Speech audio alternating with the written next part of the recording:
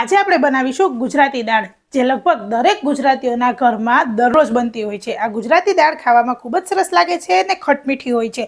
તો ગુજરાતી દાળ બનાવવા માટે સૌથી પહેલાં મેં અહીંયા 1 કપ જેટલી તુવેરની દાળ લીધી છે। તેને અડધા કલાક માટે પલાળી રાખી હતી ને ત્યારબાદ તેને 3 થી 4 સીટી કુકરમાં કરીને દાળ બાફી લીધી છે।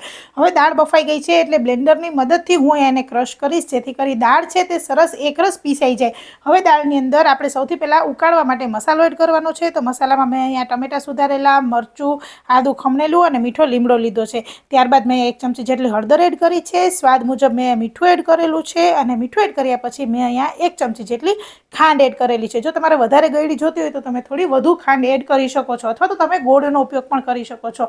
બધી જ વસ્તુઓને મિક્સ કરી લીધી છે અને ધીમા ગેસે આપણે દાળને ઉકળવા દેવાની છે। તો લગભગ 10 મિનિટ થયા, દાળ આપણી સરસ મજાની ઉકળી ગઈ છે। હવે આપણે દાળનો વઘાર કરવાનો છે। તો વઘાર કરવા માટે સૌથી પહેલાં મેં એક વાસણની અંદર 2 ચમચા જેટલું તેલ એડ કરેલું છે। તેલ એડ થઈ ગયું છે અને હવે તેલ ગરમ થઈ જાય એટલે સૌથી પહેલાં એમાં આપણે 1 ચમચી જેટલી રાઈ એડ કરીશું। રાઈ સરસ મજાની તતળી જાય એટલે 1 ચમચી જેટલું જીરું એડ કરીશું। જીરું એડ થઈ જાય એટલે વઘાર માટેનો બધો મસાલો એડ કરીશું, જેમાં સૂકા મરચાં છે, તમાલપત્ર છે, તજ, લવિંગ અને બાદિયા, આ 5 વસ્તુ મેં અહીંયા એડ કરેલી છે।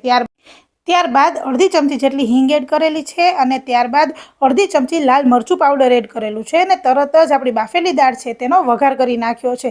તમે જોઈ શકો છો કે આપણો દાળનો વઘાર છે તે સરસ રીતના થઈ ગયો છે। હવે આ બધી જ વસ્તુઓને મિક્સ કરી લેવાની છે અને આ વઘાર છે તે બાફેલી દાળની અંદર એડ કરી લેવાનો છે અને ફરી પાછી બધી વસ્તુ મિક્સ કરી લેવાની છે અને એક ઉભરો આવે ત્યાં સુધી આપણે તેને ફરી પાછી ઉકાળવાની છે। 1 આખા લીંબુનો રસ એડ કર્યો છે અને ત્યારબાદ કોથમીરથી ગાર્નિશિંગ કરીને આપણી ગુજરાતી દાળ છે તે તૈયાર કરી છે।